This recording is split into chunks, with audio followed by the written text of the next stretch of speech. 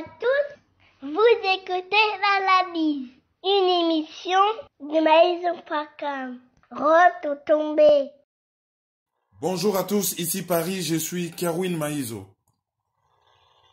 Bonjour très chers auditeurs. En ce 2 mai 2019, le plaisir est nôtre de vous retrouver pour votre émission L'Analyse. Au sommaire, les dossiers de Bosco Ntaganda, bientôt les verdicts. Monsieur Rouben-Roy devient un super ministre. C'est notre page de divers qui va boucler cette édition. Bonjour Kerwin. Bonjour Sa Majesté la Reine des Ondes, bonjour à tous et merci pour votre fidélité à cette émission. Kerwin de tolobi yango na ba titre dossier ya Bosco Ntaganda kala mingi te verdict. Dossier yango tie biso na contexte et puis boni tokoma na likambo ya verdict neti na bumbango neti za dossier mo ba bosana ki ndenge nini eko remonter pona ekoma sujet d'actualité. Pourquoi tobeti masolo wana lelo etoyebi ke batu mingi o bazolanda biso sikoyo bazozela tolobi nini pona dossier oyo ya plainte ba déposé na parquet général ya Kinshasa au nom contre monsieur Martin Fayulu. Tolobeli dossier wana parce que dossier wana ezali très important. Parce que dossier wana eko permettre biso to se remettre na contexte. Dossier wana eko permettre to comprendre bien environnement nini tozo évoluer. Dossier wana eko permettre biso to se rappeler na likambo na lobaka na lobi likambo ya Congo po na ko comprendre ngo malamu. Il faut to tala yango à travers prisme oyo que d'un côté il y a des commanditaires États-Unis, Canada, Grande-Bretagne, Belgique et toute l'Union européenne, Israël, Australie. Ba commanditaire wana ba utiliser ba sous-traitant Afrique du Sud, Angola, Rwanda, Ouganda, Burundi, Tanzanie. Et que ba sous-traitant wana ba se limiter wana te ba utiliser à leur tour avec l'ordre et l'assentiment des commanditaires, ba utiliser ba exécutant, ba na misala. Ba exécutant wana bazali la classe politique congolaise de deux bords, c'est-à-dire le pouvoir, quel que soit le pouvoir, au Kabila, Tshisekedi, Kachi, tout ce que vous voulez, l'opposition d'accompagnement, MONUSCO, ba ONG. Et concrètement, les Camerounais ont se traduire par agression au Congo et subissa. Et banane en 1996 et le 17 mai 1997. Et Kokoma, guerre officielle, il y a agression, pardon, guerre, il y a agression et banane en 96 et Kokoma, occupation militaire officielle. Batuwana l'herba komi na Kinshasa, bango baza na Kingasani, ngai mutu ya liboso na belelaki bango que derrière Laurent Désiré Kabila, il y a des Rwandais. Et qu'il est temps que les Zaïre appartiennent enfin aux Zaïrois. C'est-à-dire que Nazalaki ko dénoncer occupation. Mutu ya liboso, mukolo Afdel bakomi même pas na Gombe. Afdel bazana kokota na Pascal. Ngai devant Hôtel Memling, il y avait une centaine de micros. Parce qu'à l'Hôtel Memling, il y avait plus de 100 journalistes. Bango nyonso bazalaki ko se préparer bakende ko kutana na Afdel l'air bazoya basala ba reportage. Le bayoki ke bon, bakomi, bazo louer ba taxi, bazo zela ba bus et devant l'Hôtel Memling na sali déclaration na micro ya Laurent Chafar. Histoire ba chanjaka yango te, bino moko bomoni, nga mutu nazongisi belema wana en ligne te, e refinde mutu abimisa ki ba archive na ye. E boyo ki bino nyonso ba archive wana. Bo confondre te na oyo na lataki ba bretel nazali na stade wana ezalaki émission la marche du siècle.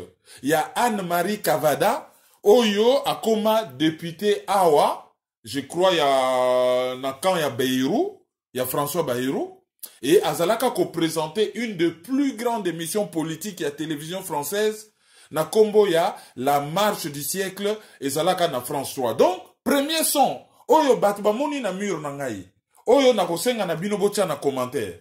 Na deuxième vidéo oyo batu pe bamoni lisusu na mur na ngai nyonso moko esa elekaki na Radio France Internationale, ça dit la radio internationale française, na France Inter, la radio nationale française, et une centaine de radios journaux. On n'a pas le nombre exact, il y avait une forêt de micros. Oyo, ezalaka le 17 mai. À l'époque, il n'y avait pas YouTube, il n'y avait pas Facebook. Et na loba ki on a pototé, na loba ki on a kin. Et ba archive. Et qu'on continue, qu'on bimapo, histoire ba chanjaka yangote. Pour ça, na batu misusu, ba yé awa ya quelques jours na combat. Ba misusu, ba ye koku misa batu, oyo ba pesa bango mikanda. Mais biso à l'époque, pour na kotie la bino barchive mususu, tango nazolo ba na lobi, Laurent Désiré Kabila. Aye ba ke soki pouvoir a Mobutu chuté, pardon. Eza po na batu ba sekwa ki kokotie, ba ningisa ki nzete. Et batu wana, eza na batu lokola ba Etienne Tshisekedi. Soka ye, akutana na Etienne Tshisekedi a travaillé na ye. Pour derrière lui, il y a des Rwandais. Bazana agenda na bango mususu et koki kosuke la ye mabe. Ça c'était même quelques jours. Ezalaka na émission Voyage en Afrique. Il y a Sylvie comment avec ko travaillé à l'époque na RFI, lelo yazali na Charlie Hebdo. Journal oyo babomaka batu awa boye bindenge eleka na Paris. Donc to banda lelo te, toza vraiment bambiaka. Hein? Il y a une façon, il y a qu'on rappeler certaines choses. Mais les kamboyo nazo rappeler, ezali très important na question otuni par rapport na dossier ya Bosco Ntaganda. Oyo nyonso ezoleka na Congo lelo ezali po mboka ezali occupé. Occupation oyo ezali définie entre autres par la Convention de la Haye de 1907. Soki botangi convention na botali kaya Congo. Soko lobi ke Congo ezali occupé te, c'est que ozobela cécité intellectuelle, c'est-à-dire miso na yo ya mayele ezali ya kokufa, et matoi na yo ya bomoto pe ya mayele ezali ya kokufa. Et non seulement que Congo ezali sous occupation, mais pour la Congo ezala occupé par rapport à la définition, il fallait qu'il y ait une agression. Et agression ezali définie par la résolution 33-14. Il y a le 14 décembre 1974. 33e Assemblée Générale des Nations Unies. Ce que Talindenge va définir l'agression encore que définition na balobi ezali exhaustive te. Ce que Talindenge va définir yangona oyo elekaki na Congo ezali agression. Mais ce que tu agression, batu bakoti, bafani na mboka, batikali, oh ba changer uniforme, ba changer ba combo, ba kamata ba nationalité ya monyato. Nyonso wana ezali koluka ko masquer agression, occupation, mboka ezali occupé. Et bato yo bazolinga kosala politique. Pendant que mboka ezali occupé, ezali façon pona bango, soit ya kozala ba kolabo, soit ya kokima ba responsabilité na bango. Et bato yo ba occupa biso, ba massacra biso na niveau moko bokoki kondima te. Et banda na Rwanda l'air basali génocide. Objectif, pas effet collatéral ndenge Félix Tshisekedi alobaki, mais objectif. Ezalaki RD Congo. Et Kagame andima yango, Museveni andima yango. Il y a plein de missions. Oyo, Bango bandima, les archives existent. D'ailleurs, Kagame azalaki na ye ko se foutre na bato bakufaki na Rwanda. Dans une vieille interview, après ça na BBC, ezalaki nango souci na yete. Et bato wana tango bakoti, bakomi ba Congolais comme par miracle en prenant les armes. ba violer constitution na biso ya deuxième république. Sur accession à nationalité pour nationalité congolaise. Bazouakango soit par la naissance, soit par l'option de la loi, soit par naturalisation. Et soit par le sang pour aux alliés congolais d'origine. Ba meki ko édulcoré, ko changer, ko ningisa makambo po kaka bango bakoma ba congolais na makasi. Et ba eko koma yango na Sun City par les armes. Oyo na mukili mobimba toyokana nuteke batu ba accédaka na nationalité ozwi ba arme obomi chez voisin bon ngana komi mwana mboka. Allez, au kamati nationalité na makasi au lati.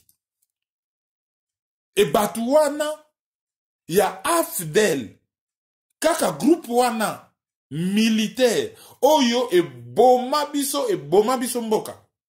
Le même groupe yaka kolata kombo ya RCD, Rassemblement Congolais pour la démocratie. Qu'est-ce qu'il y avait des Congolais là-dedans? Le fait à qu'on soit 2-3 Congolais collabo et comme ça que l'autre bapaya Congolais te. Après, et kokoma CNDP. Il y a Laurent Kunda Batouaremi Higo, Oyo Azo vivre en paix na Rwanda après avoir commis des massacres. Tozo yo kate ke o ba réclamer ye. Déjà Kabila Zaï Congolais ta ko réclamer te ba ko ramener ndeko na ye oya travailler ki pona bango. Les loyaux baso prétendre que Félix Tshisekedi état de droit. Mais à réclamer Kunda Batouare, ça qui na Rwanda. Il fallait yo quand même que bon, tant à Silisi ko s'incliner, alors bon, parmi les dossiers na ko traité awa, na lingi paye extradition yan Kunda Batouare koma effective. Ba renvoyer na Congo ba juger. CNDP yan Kunda Batouare, groupe moko extrêmement meurtrier. Oyo et salaba dégâts na Congo ya grave. Kaka yango wana échangé combo et comment M23. M23 et salaba dégâts. Pour avoir combattu le M23, batuloko la ba Mamadou la ba Koufa. Mais batu basala kereur. Ba ye bakate que AFDEL, ye wana bota RCD, ye wana bota CNDP, ye wana kaka bota M23, Yewana Bota MLC, Yewana Bota PPRD, et Yewana Abota FCC na cash. Parce que Alliance Oyo Bozo Mona ya FCC na cash et bandi le loté. Etienne Tshisekedi wa Mulumba akiendaka na Kigali. Ko signé accord na RCD après que l'armée rwandaise na ougandaise ba bundaka na Kisangani ba massacrer peuple congolais à plus de 1000 km de leurs frontières. Yé akendaka ko sala alliance moko pona ko sauver dialogue intercongolais na RCD.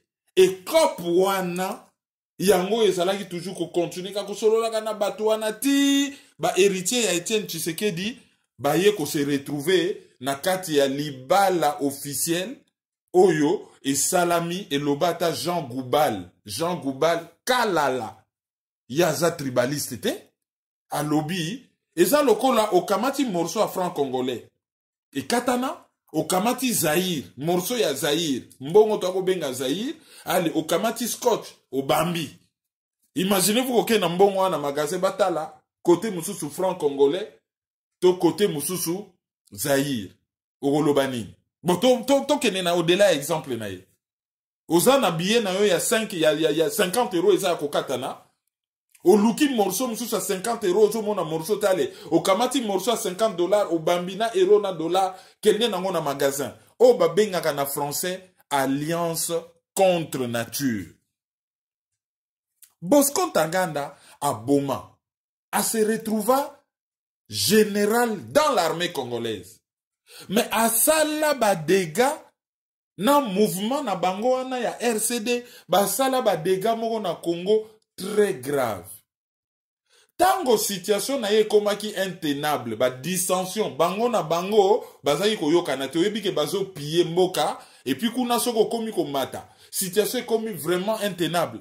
nkunda batware bakamata ye babomba ye kobomba na Rwanda le villa yango yo musalo sosali merci papa yaka kofanda lequel nkunda batware alobaki soki mutu nyonso abunda na armée rwandaise bozo benga ye rwandais seke boza bazoba mais oyo azo diriger bino kuna na Kinshasa aza nani ye auta na armée rwandaise te nkunda batware le rwandais qui parlait d'alias Joseph Kabila Bosco Ntaganda l'air bakomi na ba conflit na bango amoni que situation est comme intenable il fallait pas faire sauter le col visible akima na ambassade ya États-Unis na Rwanda côté ya les grands commanditaires et kuna ba livrer ye na CPI ye aboma atalate mais CPI pour na ye ezali paradis avec l'argent du contribuable international. Alors l'air a commis na CPI ndenge balobaka na muta se présenter aux anani et à répondre na ye calmement ngai Bosco Ntaganda na botama na Rwanda et nazali congolais et okosamba na langue nini na Kinyarwanda langue nga na yebi bon qui n'est pas déjà une langue congolaise mais après ayaki ko samba na Swahili mais ezalaki Swahili moko avec un accent ougandais très prononcé ba Swahili phone nyonso bazali inanime pour na ko reconnaître et croyez-moi dans ma famille ezana batu oyo ba yebi ezana ba maizo oyo ba yebi Swahili pour ba travailler dans l'humanitaire na ba pays ebele notamment ba Rwanda pardon Kenya Tanzanie et tout ça donc ba yebi Swahili bora wana bien et ba yebi ko distinguer ba accent oyo azolo ba ya ki Lubumbashi oyo azolo ba ya Tanzanie oyo azolo ba ya Uganda mais il y a pas que lui il y a maître Reti pa confirmant que azalaki ko samba na Swahili Reti amuli azalaki ko samba na Swahili oyo avec un accent ougandais et ce pays mbala moko bazo continuer ko benga ye na mutu makasi rebelle congolais oriye abotama na Rwanda. Alors le fait akobotama na Rwanda ya koloba Kinyarwanda okokite par miracle kaka mbala moko bon okomi congolais et ce pays bazo sala aucun effort cour pénal international pona ko détecter comment se fait-il que abotami na Rwanda Youssou Soli droit du sol azoloba Kinyarwanda donc langue nationale exclusive ya Rwanda et soka botama na Rwanda a précisé que c'est des parents congolais donc probablement des parents rwandais Youssou Sangini donc droit ya Makila et curieusement a commis général l'armée congolaise et il se dit congolais et ces pays andimi. Alors tango bazo sambisa ye balingi ba rendre verdict na dossier oyo ye a massacra et a recruté d'enfants soldats na Congo na est ya Congo. Alors muto azali mokonzi ya dossier wana ezali la juge japonaise madame Kuniko Ozaki asambaki devant juge Robert Fremre yenda azalaki juge président et puis juge Shang Okushung et madame juge Kuniko Ozaki. Oh, loko les alaka tournante. Les alaki siko madame Kuniko Ozaki mutazaki ko s'occuper na dossier mais yé ba nommé yé diplomate. Or, selon ba règle ya ces pays, akoki ko tika dossier na nzelati. Donc, il faut assigner sa dossier avant kende. Donc, ako rendre verdict mikoloyo. Verdict wane zali très important pour ekoki ko ningisa makambo ebele. Pour ça, total la situation à Congo, total la macrocosme, situation mounene, total la cadre, ils ont ça la wapi. Et avant tout à quoi analyser microcosme. Ndenge nini ezo sala manakati makamwa mike o nyoso tozoyo kanakati o Fayulu salibo o Tshisekedi salibo o Kabila benga ki ba gouverneur po wana ezali analyse mi bale zoya bogolanda mi bale bozoze la Fayulu o Tshisekedi o babenga ki ba gouverneur Katumbi ye batiki ye na dossier ya ba mercenaire wana tout ko traiter yango mais pour nabo comprendre masolo wana nyonso ezo sala manakati pour comprendre pourquoi ce dossier est important. Et pour mener la réflexion na biso, toko se servir na amicus curiae oyo maître Reti atindela ki CPI. Alors, pour le dossier oyo ya amicus curiae oyo maître Reti akomaki, toko résumé ngo boye. Na cour pénale internationale, tango bazo juger Bosco Ntaganda, alobi abotamaki na Rwanda. Alobaka Kinyarwanda. Mais azali congolais. Alors, de manière un peu bizarre, muto abotami na Rwanda. Muto ya lobaka Kinyarwanda. Après, azali kosamba na Kinyarwanda. Oyo ezali langue maternelle na ye. Po mwana, quelque soit mboko botami, okoko yeko la langue mususu na balabala, mais nandaku ozoloba langue oyo ya ba parents na yo. Donc alobaka Kinyarwanda. Ndenge nini akomaki congolais. Alors, ces pays batiki na bango kaka kimia. Tango atiki kosolo na Kinyarwanda, akomi kosamba na Kiswahili, azoloba Kiswahili moko oyo ezali na accent makasi ya Uganda. Or, toyebi que la plupart ba militaires ya Paul Kagame, ba Fred Rwigema, ba Paul Kagame, bango nyonso bato ya armée patriotique rwandaise, avant baya na Congo, ba utaka na nuwapi, ba utaka na Uganda, donc ba lobaka langue Swahili moko ezana accent ougandais makasi. Alors, sikoyo, attention à ces pays ezali tiré wapi. Ceux qui va juger comme congolais. Donc, il y a la rébellion. Mais ceux qui va juger comme rwandais, c'est que ceux qui comme yé rwandais a qui kosala ni na Congo. Donc, il y a comme agression. Donc, il faut mettre lumière sur le rôle ya Rwanda na Congo. D'autant plus qu'il y a un autre dossier. Na Cour internationale de justice, CIJ, où ils allaient opposer RDC na Rwanda. Bien que Rwanda andima compétence ya CIJT, pour n'a pas juger yo, na cour Rwanda oye jujaka ba état, ces pays jujaka batu.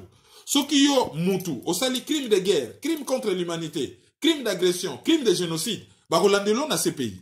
Mais soki des pays bazo wele la yo agressa kinga, yo sala kinga bo, yo yibi territoire nga, yo occupé nga ba kendaka na cour de justice, cour internationale de justice CIJ. Orezana dossier mususu kuna, même ceux qui Rwanda ndima compétence ya cour Rwanda te. Du moment que charte Nations Unies olobake, ba pays nyonso ba signer charte oyo.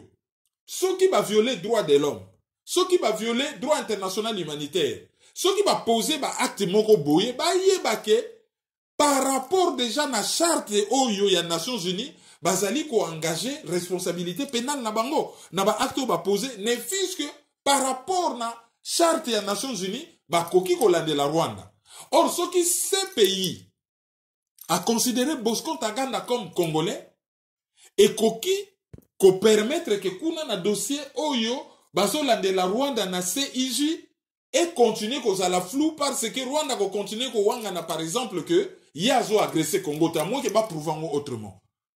Mais ce qui va prouver que Ntaganda zali rwandais et que la cordon ombilical oyo ezali ko lié armée rwandaise na RDC et koki ko changer donne. Mais en jeu mususu ezali na likambwa nezali ni nezali que ce qui ces pays a déclaré Bosco Ntaganda comme congolais donc a outrepassé ba pouvoir na ye parce que makambo ya nationalité ezali ba pays de mutelo bakake mutoyo azali ressortissant na biso ou pas. Ce n'est pas à la CPI y a qu'au décréter, y a qu'au décider que Moutoutel Azali ressortissant y a pays tel sur la base y a simple déclaration. Oye kaka nganaza congolais et ces pays pandémie oui y a solo yozali congolais même ceux qui ba soupçon grave ezali komona nake okoki kozala originaire ya pays mususu yangwana na amicus curiae wana maître Reti azo senga na CPI alobi bon meka ko identifier Bosco Ntaganda comme il se doit. Azoloba Kinyarwanda langue ya Rwanda. Azoloba Swahili na accent ya Uganda place oyo ba dirigeant actuel ya Rwanda bazali. Alobi ke abotama na Rwanda mais akola na Congo. Tango abotama ki na Rwanda azalaki na nationalité nini? Est-ce que kokola na Congo zo sala ke mutu akoma na nationalité congolaise? Akoma ki congolais quand? A renoncé à la nationalité rwandaise quand Oya Botamaki. Ceux qui baké na Rwanda, batali yus sanguinis, droit du sang, batali yus soli, droit du sol, et zolobanini. Et qu'est-ce qui peut lier Bosco Ntaganda na Congo? Siko ba activité criminelle oyo bazo jugele ye. Soki azali rwandais. Rapport nini entre yena armée rwandaise. Rapport nini entre yena Rwanda. Soki pe azali congolais, akomaki congolais ndenge nini. Et là sikoyo ekokoma une rébellion, bako juge ye génocide, crime de guerre, ndenge ba retena ki ba chef d'accusation wana, mais sur la base sous-bassement nango kozala dans une rébellion d'un Congolais qui s'est révolté contre le pouvoir congolais à commettre ba crime de guerre na ba crime contre l'humanité. Eh ben ça c'est autre chose. Mais ce qui que azo sala yango en tant que Rwandais, crime de guerre na crime contre l'humanité wana asali yango en tant que Rwandais et qu'on interroger sur l'événement nyonso et l'équipe banda 1994 banda génocide de Salama na Rwanda, banda batuana baya na Congo, ba activité na bango bazo mené na Congo, na ba conséquences graves na yango. Mais ce qui ba limité proposition oyo ya juste identification, ya Bosco Ntaganda oyo maître Retia Saleli bango, au moins bandi ma proposition subsidiaire na ye, deuxième proposition Saleli bango à lobby, ce qui bozo loba makam na ebo loba toujours Bosco Ntaganda se présentant comme congolais. Et ça dit que Binobo Banakondima déjà que Bosco Ntaganda congolais. Non. Bosco Ntaganda oyo azolo bakazali congolais. Et ça la différence entre Bosco Ntaganda les congolais na Bosco Ntaganda oyo azolo bakazali congolais. Comme ça au moins et qu'on préserver crédibilité à court et qu'on mon ananate neti que cour azo décidé que Bosco Ntaganda azali d'office congolais parce que ezana ba élément et belé oyo ezola kisakazali congolais te, notamment ba déclaration ya ambassadeur ya Congo na France de l'époque Ileka oyo alobaki que azali rwandais et premier mandat d'arrêt oyo ezalaki sous scellé oyo bango moko ba identifié qui est comme un rwandais et porte-parole ya CPI yé moko par rapport na mandat d'arrêt oyo ya liboso pe alobaki que c'est un citoyen rwandais aki kokoma congolais par la seule force des médias mainstream oyo ba komaki ko bimisaye lokola congolais. Voilà en résumé Amiki Sukirei oyo maître Reti atindaki na CPI même soki ba pesa qui est permission à déposer yango parce que oko senga permission à déposer soki bango bandimi après yo déposer ba kisi belément. Malgré que ba pesa qui permission à déposer te mais soko tali na site ya CPI ba tenir en compte tango ba moni makambo ya komaki ba prendre yango en compte. Donc ezalaki important que eux existaient. Alors, pour na ba oyo ba retrouver que to développer ngo mukuse, to zotie la bino kaka awa na chaîne YouTube na biso bonus, hein, oyo to développer un peu moulayi sur sujet oyo pour na bo comprendre un peu plus. Ça dit soko sisi ko landa analyse, okei kaka na sewana avant analyse musu se kota, okomona bonus ya Amicus Kyriae oyo. Et après, on comprendre un peu mieux pour te tirer bino bonus, pour te développer un peu plus.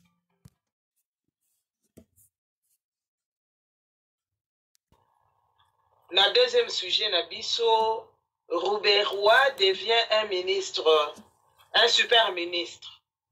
Sikoyo, Motune Zaboui, a commis super ministre ndengeni.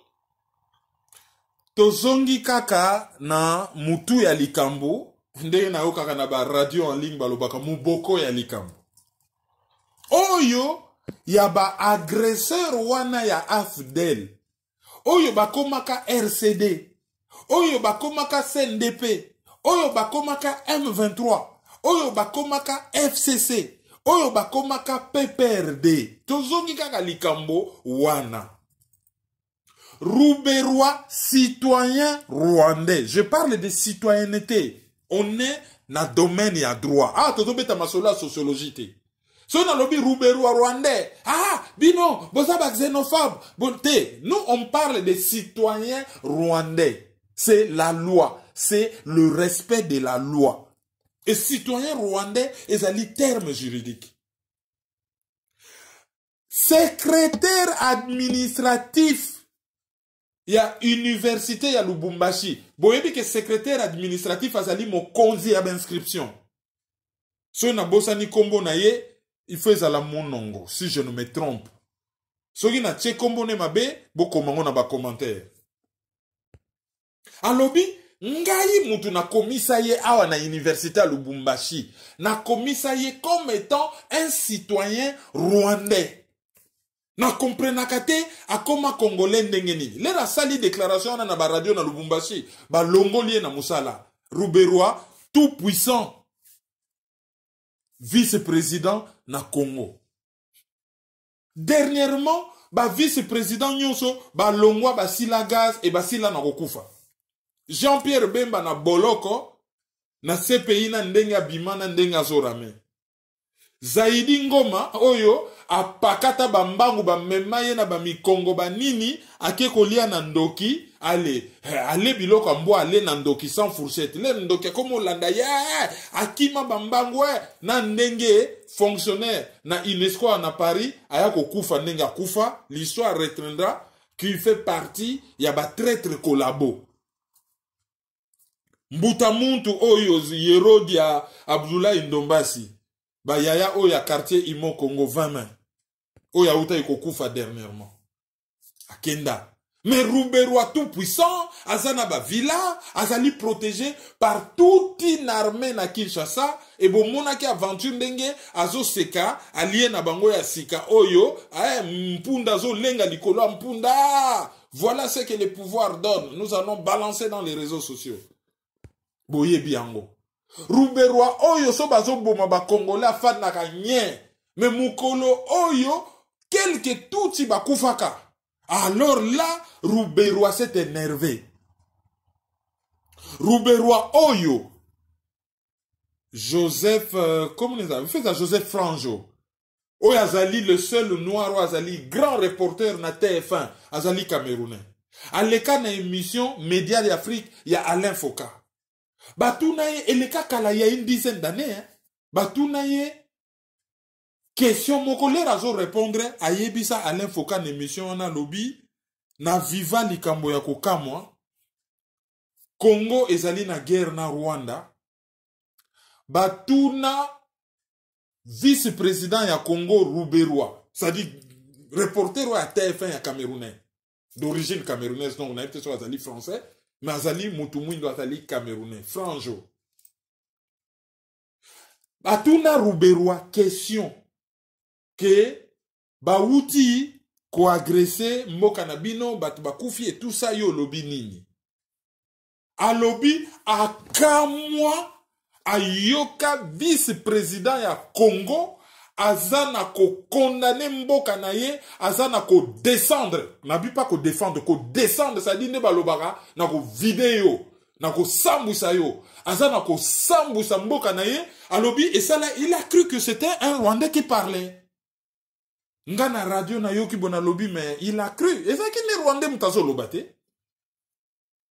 Et ça là qui ne Rwandais mutazo loba. Yoko kiko imaginer lelo oyo bazui par exemple Mike Pompeo batuni question moko sur Venezuela. Allez yepena na micro ya CNN.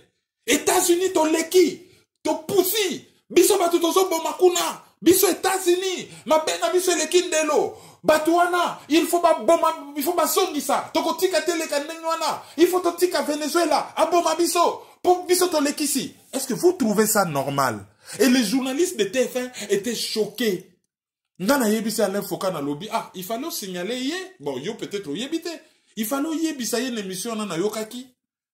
Que azako loba boye po azanaye Rwandais arrêt notebom. Lien affectif.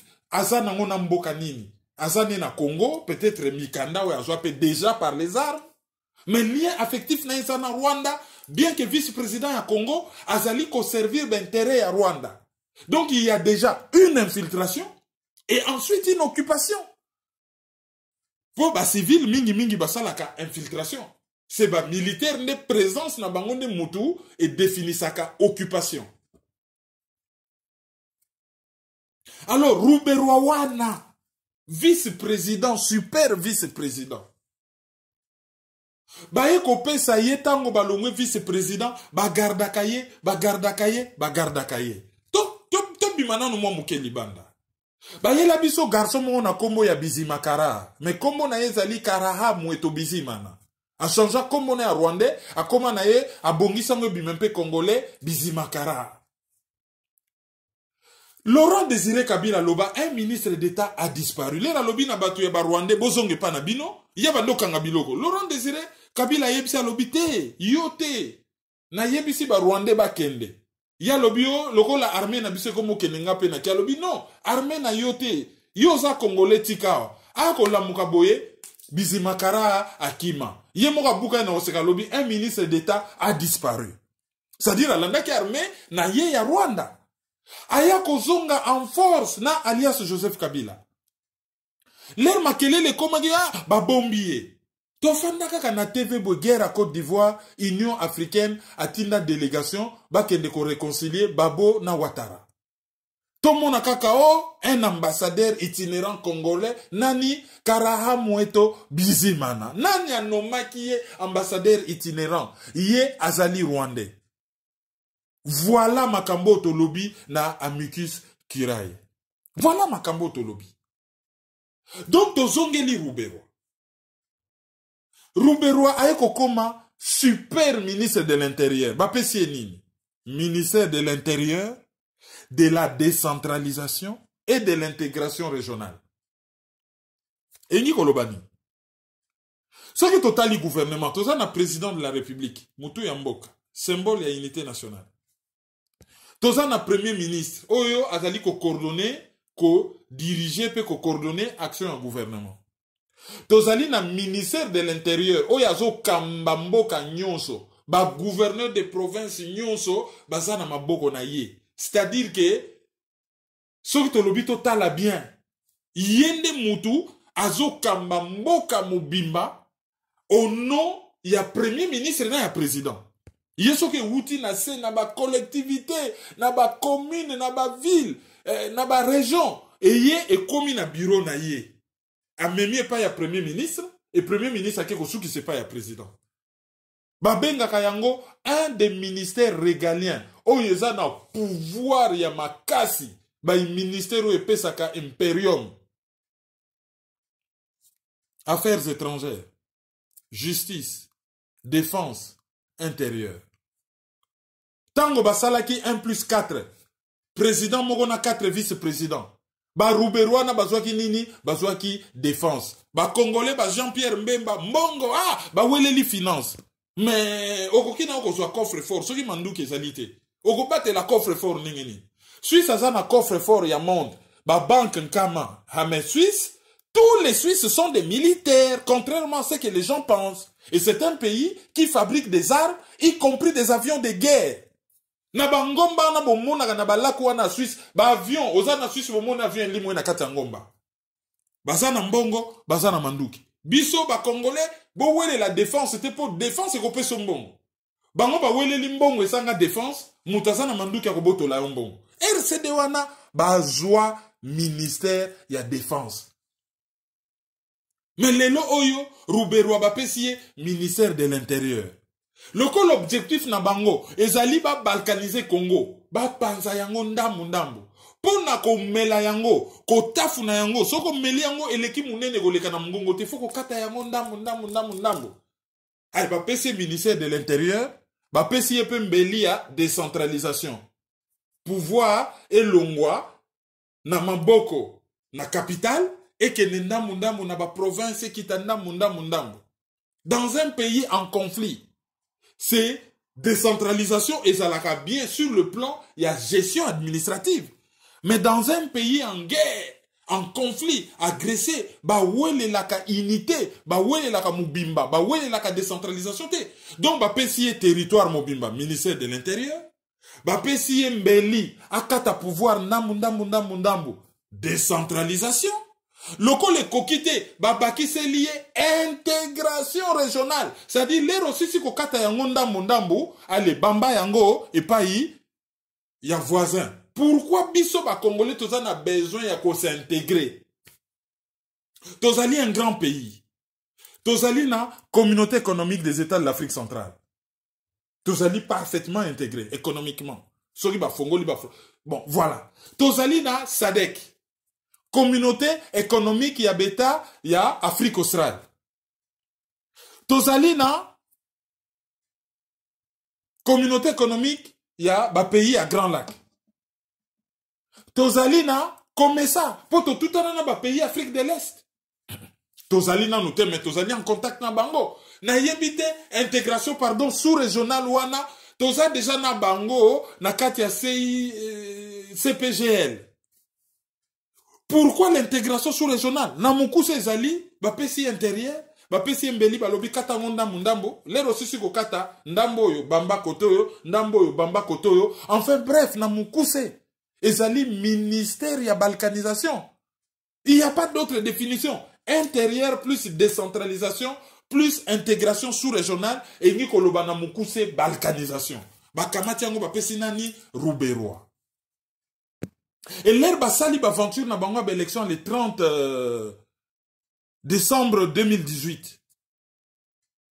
Ba voté à Moubeko Elobi, soko komi sénateur, soko komi député pona, okotika la na gouvernement to okende na sénat, okende na parlement.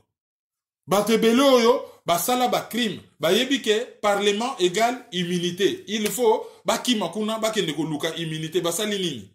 Bango nyonso ba poni ko kende na parlement pona bazwa immunité. Mbala moko ministre à transport akei na ye na parlement. Ba kamati ministère ya transport ba pesi nani bapesi yango lisusu Rouberois. Et comme si ce n'était pas suffisant, un autre citoyen membre ya RCD toujours ba criminel wana ba pays voisin parce que Ntambwe Mwamba azali d'origine burundaise. Même droit balobaka tanga na Belgique toza sûreté. Ba misu balobi atanga na université Bujumbura. Il faut to vérifier non na Belgique soka tanga kuna. Toza sûreté. Azwa komba baluba alati ya Ntambwe Mwamba. Comme ça, bapakola baluba buzoba. Allez à revendiquer un attentat. Bata avion mobimbaye à revendiquer mon RFI. Procès Zali. Bazotala yebo à revendiquer attentat. Baeko ça y est un ministère régalien. Ministère ya justice et garde des sceaux. Garde des sceaux Nikoloba, ba caché nyonso bilembo ya mboka, mansaka nyonso ya mboka, mutabate la kango ezali ministère ya justice. Soki ba niba beta caché moko important na document moko important, y compris côté ka mboka, mutasimbi caché ezali nani, ezali Ntambwe Mwamba.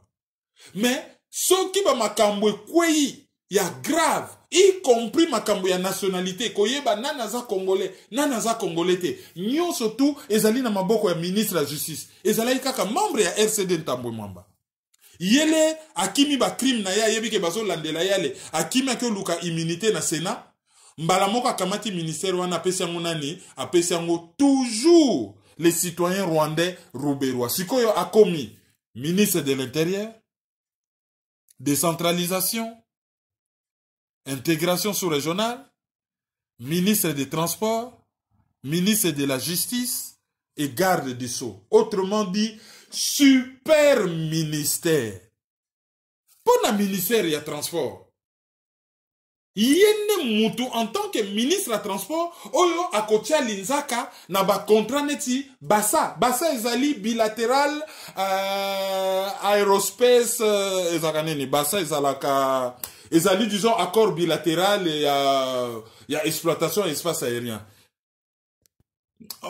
Disons basa ezalaka bilatéral air service agreement na rwandais. Donc accord oyo rwandais rezo ya nakin. Quelle que soit la décision politique sous présidence, pour c'est là qui dit oui, c'est lui le numéro 1 à gouvernement.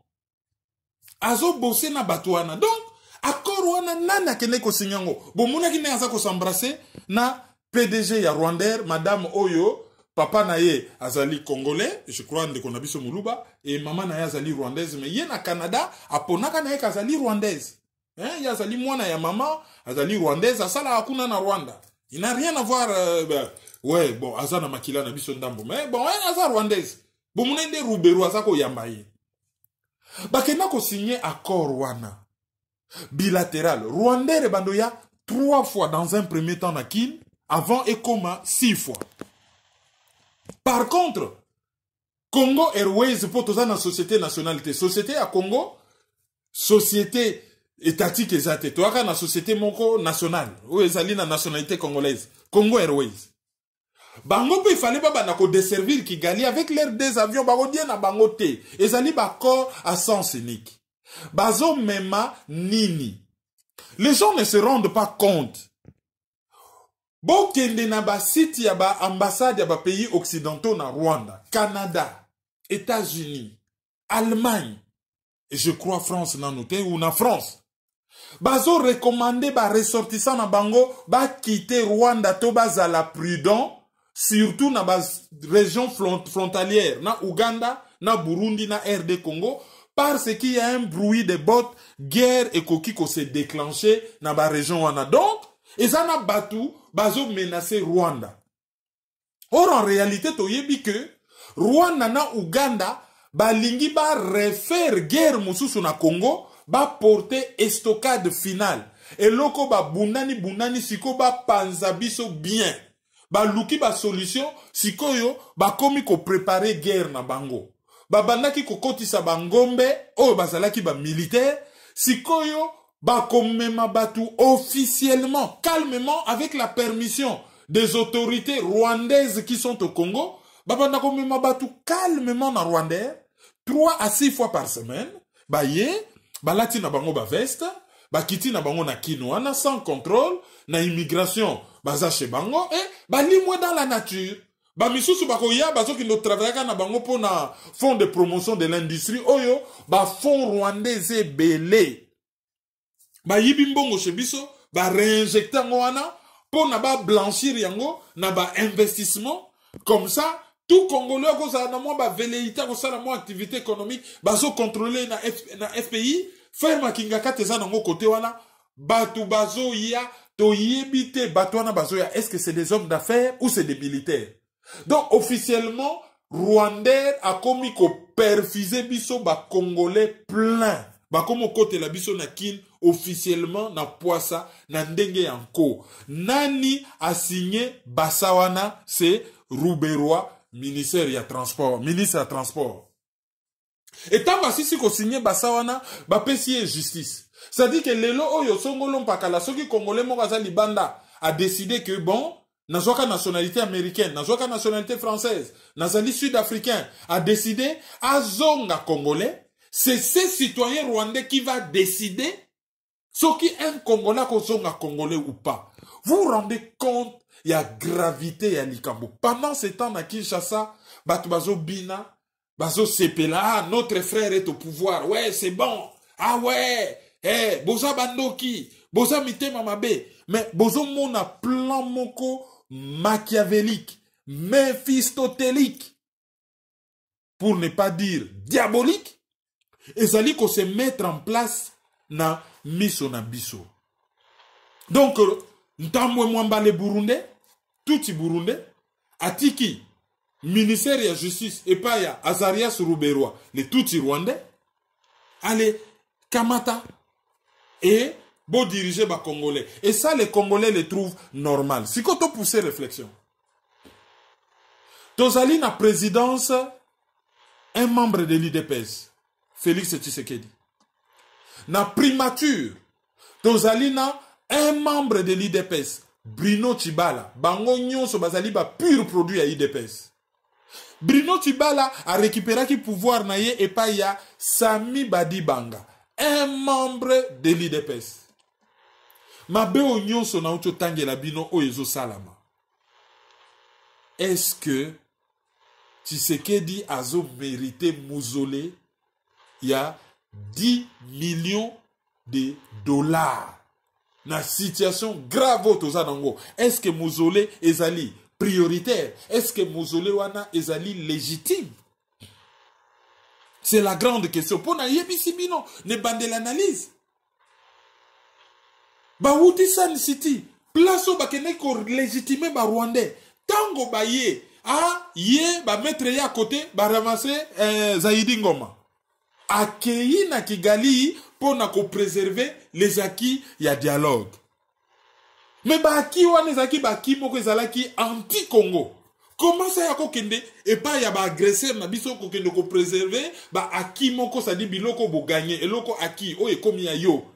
Bokende ko préserver biloko moko ya mabe o ezali contre mboka. Aki ezalaki nini? Aki ezalaki que ba Ruberwa wana nyonso tout, ba Ntambwe Mwamba wana nyonso tout, ba komi officiellement ba congolais et rébellion na bango komi justifié et ba acquérir nationalité congolaise par les armes. Laquelle nationalité congolaise? Ce qui s'est payé à ça, attention, selon Amicus Curie, on a dit que non, bah quoi qu'on reconnaître un mot mutuboye dans un jugement, oh bozo juger likamusu soumet phrase moka nakati bon reconnaître nationalité à mutu et bosali mabe. Donc bah qui o tiseke da keneko discuter kune zala ki yango et lelo oyo bah héritier na ye bah balani officiellement pour na batuana. Alors combat na ye epesi nini? Combat na ye epesi nini? Résultat nango ezali nini? Même si je suis conscient du fait que ndenge balobaka na Congo babotaka mwana babotaka motema te. Ya kozala moboti ya bana wana, je veux dire idéologique. Mais motema na bango aboti te, mais na cadre ya politique. Il faut pas se remettre en cause. IDP se produire nini na cadre ya politique. Ba dirigeant, ba idéologue ya parti wana, ba zali comptable ya oyo bana na bango ba komi. Et na yebisaki bino ke ba Rwandais ba ciblaka biso province par province. Après Kivu. Ba bombana ba Kivusien. Biso tozali babashi. Ba bombani kuna. Après sikoyo ba yebi l'élite politique katangaise banda indépendance ndenge ba se comporta.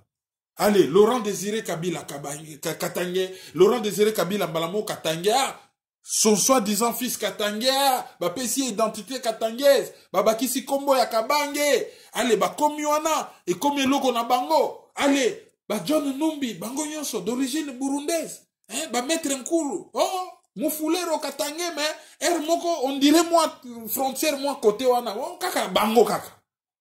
Allez, Mbalamoko, Katanga, sikoyo. Bazo humilier Kasai et beaucoup de Kasaïens ne se rendent pas compte. Bon, me poser question, vous cassez ça par hasard, ba pona 3 baluba. Tshisekedi, Sami Badibanga, Bruno Chibala, ba tche bango wana. Objectif, c'est bazo visé.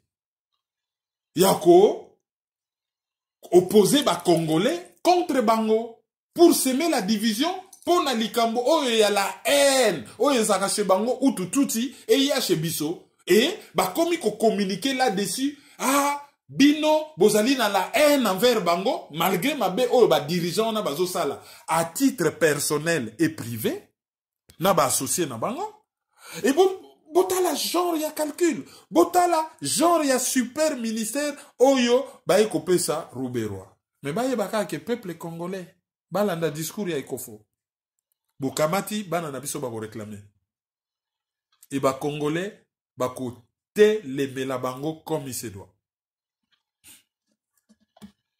Toleki sikoyo na page ya biso ba divers. Joseph Kabila invite les gouverneurs liés à Kingatati. Tango tolobaka ke Félix Tshisekedi azali président élu, mais azali président nommé. Azali masque ya Kabila. Kabila a zongi na pouvoir à travers Félix Tshisekedi. Kabila a zongi na ba réseau avec comme mot de passe Chilombo Tshisekedi. Soka beti mot de passe wana mbalamoko azana ina réseau. Iye muta perdaki mot de passe. Soki to lobby yango, banda Tshisekedi a commis na pouvoir. Kabila zali ko multiplier ba acte. Ya ko démontrer qui est le chef. Ba loger nan na camp militaire dans une résidence. Oyo, ezali ko répondre na ba norme te pour un chef de l'État. Ba botolier avion, l'autre a voyagé à en avion. Et Félix Tshisekedi, il faut allouer avion to akamata vol commercial. Félix Tshisekedi va payer cortège. Yamouké, mais l'ancien président kabakata na cortège.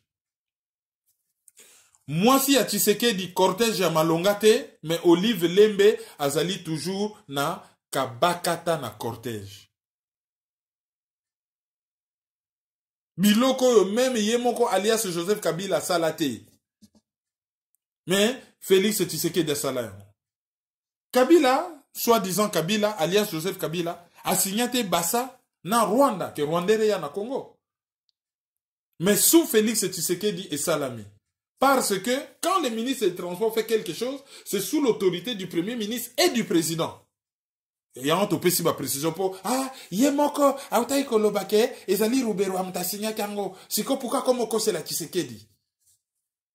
Ndenge gouvernement fonctionnaka, même si tu as une occupation, na butu ba kipaka na maomba tu anate bazalo na ka ba faire valoir, mais si tu as une ndenge moi, ça passe toujours par le Premier ministre et le Président.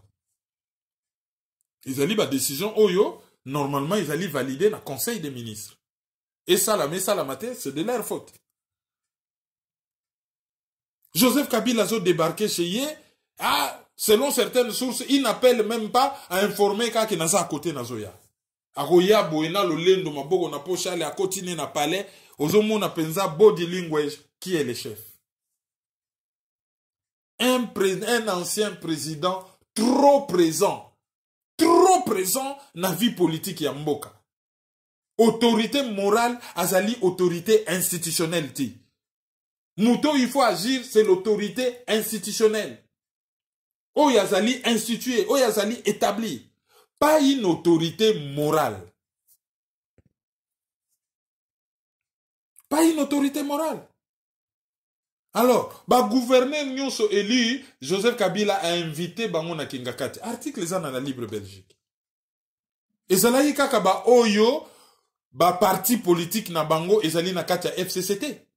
Na bisusu bango nyonso tout au fait bango nyonso bakendaka. Moko bengi la Libre Belgique, solo na la Libre Belgique a lobby vraiment ils ont embarrassé ngai mais baninga ba okende mutazo banga soko okete c'est lui le patron bako kanela yo na kini wana bako kanela yo bon ils ont embarrassé nga me fona kende et azo salango au vu au nez et à la barbe de Félix Tshisekedi c'est un manque de respect. La mboka nini bino ba gouverneur pas convoqué bino par un ancien président qui est l'autorité morale. Il y a parti politique Morobo. Bon, toute comparaison n'est pas bonne, mais mutatis mutandis. Bozo imaginez pendant Obama, pendant Fanny na Chicago boye, a convoqué ba gouverneur nyonso d'abord démocrate, alobi bon bino nyonso boya na Chicago, mais a bengi pena ba gouverneur républicain, bino nyonso boya na Chicago, toko beta masolo. Et entre autres masolo, on peut bozo beta, Trump aza raciste, il faut pas botika alo baba. Na lobi bien toutes choses restantes égales par ailleurs, ou mutatis mutandis. Bozo imaginez lo kwa grave andengona. Bozo imaginez que on a né sur scène Sarkozy penza a convoqué ba président ba région nyonso ya France. Oh gauche droite, bino nyonso ale awa, boya to solo la. Mboke koningana awa. Et Salami Nakine, on a vu des gens défendre ça. Parce que ceux qui va défendre yangote et comme le roi est nu au fait. Tous les jours qui passent, ils ont maître Félix Tshisekedi à nu. Tozo mona ye penza moka linga lata bilamba ya président mais bilamba on ezo kweya azotika la bolumbu et tout le monde voit Kazali Bizimungu. Tous les jours qui passent.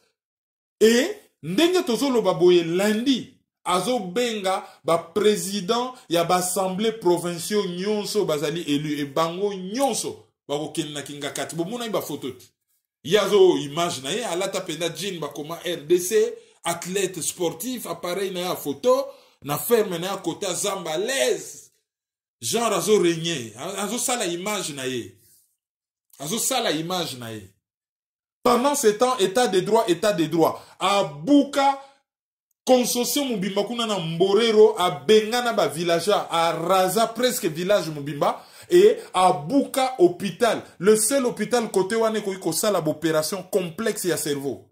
Abuka yango pona atonga ba rente na yendenga tonga Kingakati atonga abuka yango le razala na pouvoir baloba ayoka kate afanda na ye Lelo azochola batu. Bon, azongisi combien? Azongisi, ceux qui combien d'hectares, ceux qui 33, je n'ai pas les chiffres sous les yeux, Bolimissa. Azongisi quelques hectares. Pour 177 familles, quelques hectares. Allez, 80 000 $ et indemnisation, Bokendo Kabola. Mbonga Mouké, Batokout Baboui Balbi, Waneza Kochola Biso. Et pendant ce temps, même Batoubaké qu'on réclamait Mbongo, avocat na bango na RFA lobby, ils n'ont même pas ma victime. Ba yanke peka ba bimi boye, ba roya ba récupérer Mbongo wana na place à ba victime. Mais dossier faut ba landela ya ngwana. Waneza dossier à immunité, c'est un dossier pénal, mais vraiment privé. Oyo, un citoyen, lambda, même s'il était président, en tant que privé, accueilli, korase bamboka, accueilli à Buki quartier Mobimba, pona tonganda kunaye, a spolier batumabele, balandeli katumbi kyo aïbaka immeuble. Mais il faut balandela pona dossier wana. Bazo landela était donc lundi, batbakomona lisusu ndenge ba gouverneur élu, donc ba responsable ba parlement provinciaux, bango pe bakonondi m'appelle na Kingakati. Et après bango, tango gouvernement kobima, place penda batbako comprendre que yo bizimungu. Oh te, aboyite, ba américain de batbalingi Yuma te, ce n'est pas Félix. Pona Yuma azali impliqué na ba dossier ezo sepelisa bango ba américain te, notamment likambo ya code minier. Et malgré cela, et Togozong et on analyse ya mibale, obemina kwa l'hôpital, il n'y a même pas à discuter. Bango mon bayebi, on est à discussion à niveau à presse. Premier ministre à Ozalaya FCC. Eh, il y a boyi yuma, ce qui y a boyi yuma, ce qui va mettre un koulou, ce qui un koulou, ce qui mbouyo, je crois mettre un bouillou, mettre un koulou, je ne sais plus. Il y a ça moutaï de pes. Ce qui va Henri Mova, il y a ça moutaï de pes. Ce qui battait Mende Omalanga, yaza mutayi depes. Ce qui battait Ntambwe Mwamba, yaza mutayi depes. Ce qui battait Zoé alias Kabila, yaza mutayi depes. Batubangima mi pesa courage, tala, Bakotia Mutuya FCC. Et FCC égale M23 égale CNDP égale RCD égale AFDEL égale Rwanda. Voilà la triste vérité. Auditeur du jour. Auditeur du jour à Liboso, comme on a eu Philippine Kouyimusu. Auditeur du jour à Mibale Ezali Bob Bata. Auditeur du jour à Misato Ezali Zile Mayele. Auditeur Moussousou, auditrice plutôt, hein, Ezana ba auditrice, n'a pas auditeur, pardon. Moussousou Ezali Yvette Nke. Yvette Nke Azali. Une de nos auditrices du jour ya lelo. Moussousou auditrice ezali madame Brigitte Koudia. Brigitte Koudia azali auditrice du jour nabiso. Togozuape Habib Hussein Lissika. Comment on a Lissika? Ah non, bon, ezali na Mokozi ya Mampinga azalaka colonel ou major? Bon, colonel Mpika, ou major Mpika, il y a Azali na Atlanta, aux États-Unis. Il y a Azali, auditeur du jour Nabiso. Non, l'un na yoki Lissika na confondre na colonel Leni Lissika. Mais bon, Azali Bandoyi. Tokosuki Sana, Denzi Chanel, et puis Cyprien Michigo Natofla Mwana. Toleki na ba communiquer. Qu'on rappelle binoka que le 18 mai, Tokozala na hôtel Cobden Hotel Birmingham, ezali na 166 Hagley Road, Birmingham, B16 9NZ. Illégitimité présidentielle en Afrique, cas de la RDC, quelle solution? Fabien Kouswanika, Kerwin Maïzo, Bobengana 07 427 578 478, Wana Borozoa Docteur Scope, ou bien Bobengi Papi Kouli na 07 466 861 935. Le 10 mai, marche, Kabila Tshisekedi dégage. Bola Tabilamba ya Mawa, et ko banana porte de Namur, et ko souka, na place Schuman, donc devant Commission européenne. Wana ezali le 10 mai. Et le 25 mai, tozali na université ya Ottawa, faculté ya sciences.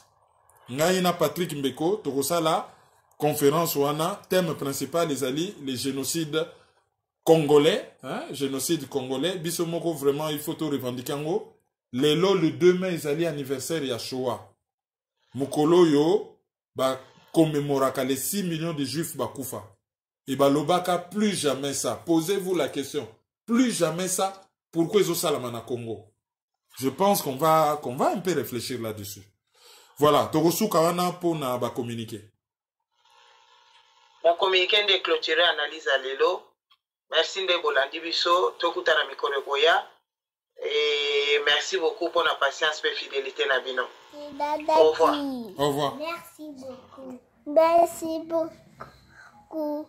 Merci beaucoup pour tous les enfants.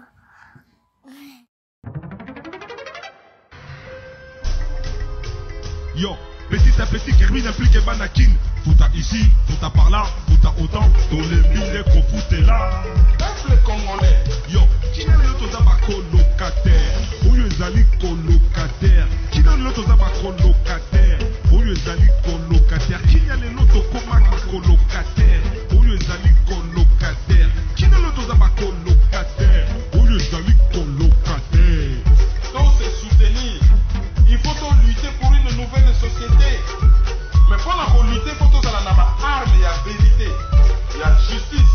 Tontika le puta, tontika l'hypocrisie.